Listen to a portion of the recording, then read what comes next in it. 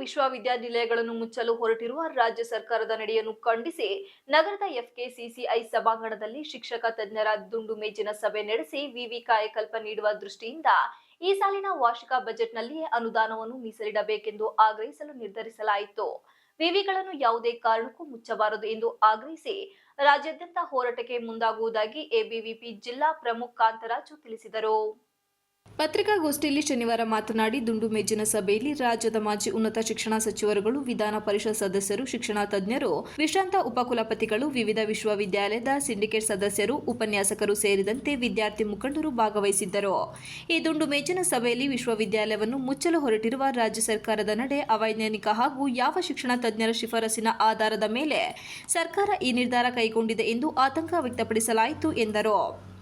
ಇದೇ ಸಂದರ್ಭದಲ್ಲಿ ರಾಜ್ಯದ ಹಿಂದುಳಿದ ಜಿಲ್ಲೆಗಳಲ್ಲಿ ಸ್ಥಾಪಿತಗೊಂಡಿರುವ ವಿಶ್ವವಿದ್ಯಾಲಯಗಳನ್ನು ಮುಚ್ಚುವುದರಿಂದ ಗ್ರಾಮೀಣ ಪ್ರದೇಶದ ವಿದ್ಯಾರ್ಥಿಗಳಿಗೆ, ಹೆಣ್ಣು ಮಕ್ಕಳ ಉನ್ನತ ಶಿಕ್ಷಣಕ್ಕೆ ಅಷ್ಟೇ ಅಲ್ಲದೆ ಪ್ರಾದೇಶಿಕವಾಗಿ ಆಯಾ ಜಿಲ್ಲೆಗಳ ಸರ್ವಾಂಗೀಣ ಅಭಿವೃದ್ಧಿಗೆ ಮಾರಕವಾಗಬಹುದು.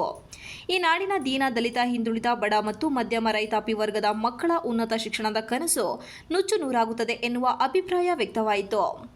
ಇಂದಿನ ದಿನಮಾನಗಳಲ್ಲಿ ರಾಜ್ಯ ಸರ್ಕಾರವು ಸಾರ್ವಜನಿಕ ಶಿಕ್ಷಣ ವ್ಯವಸ್ಥೆಯನ್ನು ಬಲಪಡಿಸುವುದರ ಕುರಿತು ಗಮನಾರ್ಹ ಚಿಂತನೆಯನ್ನು ಮಾಡಬೇಕೇ ಹೊರತು ಕ್ಷುಲ್ಲಕ ಕುಂಟು ನೆಪ ಹೇಳುತ್ತಾ ತನ್ನ ಜವಾಬ್ದಾರಿಯಿಂದ ನುಣುಚಿಕೊಳ್ಳುವ ಪ್ರಯತ್ನ ಮಾಡಬಾರದು ಎನ್ನುವ ಕುರಿತು ಚರ್ಚೆ ಆಯಿತು ಎಂದು ಹೇಳಿದರು.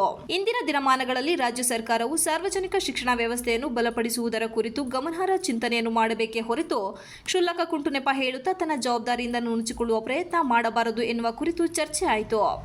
ಈ ವಿಶ್ವವಿದ್ಯಾಲಯವನ್ನು ಮುಚ್ಚುವ ನಿರ್ಧಾರವನ್ನು ಕೇವಲ ಆರ್ಥಿಕ ಸಂಪನ್ಮೂಲ ಒದಗಿಸಲು ಸಾಧ್ಯವಾಗುವುದಿಲ್ಲ ಎಂಬುದರ ಆಧಾರದ ಮೇಲೆ, ಆದರೆ ಇನ್ನೊಂದು ಅತ್ಯಂತ ಅವಿವೇಕದ ತೀರ್ಮಾನವಾಗಿದ್ದು, ಈ ತೀರ್ಮಾನದಿಂದ ಸರ್ಕಾರ ಹಿಂದೆ ಸರಿಯಬೇಕು ಹಾಗೂ ಇವುಗಳಿಗೆ ಕಾಯಕಲ್ಪ ನೀಡುವ ದೃಷ್ಟಿಯಿಂದ ಈ ಸಾಲಿನ ವಾರ್ಷಿಕ ಬಜೆಟ್ನಲ್ಲಿ ಅನುದಾನವನ್ನು ಮೀಸಲಿಡಬೇಕೆಂದು ಆಗ್ರಹಿಸಲು ನಿರ್ಧರಿಸಲಾಯಿತು. ವಿಶ್ವವಿದ್ಯಾಲಯವನ್ನು ಮುಚ್ಚುವ ನಿರ್ಧಾರವು ರಾಜಕೀಯ ಪ್ರೇರಿತವಾಗಿರಬಹುದಲ್ಲದೆ ಖಾಸಗಿ ವಿಶ್ವವಿದ್ಯಾಲಯದ ಲಾಬಿಯ ವ್ಯಾಪಕ ಪರಿಣಾಮವೂ ಇರಬಹುದೆಂಬ ಶಂಕೆ ವ್ಯಕ್ತವಾಯಿತು. ಒಂದು ಅಭಿಪ್ರಾಯ ವ್ಯಕ್ತವಾಗುತ್ತೆ. ಇಲ್ಲಿ ರಾಜಕೀಯ ಪ್ರೇರಿತವಾದಂತಹ ಉದ್ದೇಶಗಳನ್ನು ಹೊರತುಪಡಿಸಿ ಒಂದು ಉನ್ನತ ಶಿಕ್ಷಣದ ಅಭಿವೃದ್ಧಿಗೆ, ವಿದ್ಯಾರ್ಥಿಗಳ ಅಭಿವೃದ್ಧಿಗೋಸ್ಕರವಾಗಿ ಈ ರಾಜ್ಯ ಸರ್ಕಾರವು ಈ 9 ವಿಶ್ವವಿದ್ಯಾನಿಲಯಗಳನ್ನ ಮುಚ್ಚತಕ್ಕಂತ ಒಂದು ನಿರ್ಧಾರವನ್ನ ಕೈಬಿಟ್ಟು ವಿಶ್ವವಿದ್ಯಾನಿಲಯಗಳನ್ನ ಒಂದು ನಡೆಸಲಿಕ್ಕೆ ಬೇಕಾಗ್ತಕ್ಕಂಥ ಸಂಪನ್ಮೂಲಕ್ಕೆ ಸಂಬಂಧಪಟ್ಟ ಹಾಗೆ ಈ ಮುಂದಿನ ತಿಂಗಳು ನಡೀತಕ್ಕಂಥ ಬಜೆಟ್ ನಲ್ಲಿ ಒಂದು ಹಣವನ್ನ ಒದಗಿಸಬೇಕು ಅಂತ ರಾಜ್ಯ ಸರ್ಕಾರದಲ್ಲಿ ಕಳಕಳಿಯ ಮನವಿಯನ್ನ ಮಾಡ್ಕೊಳ್ತೀವಿ.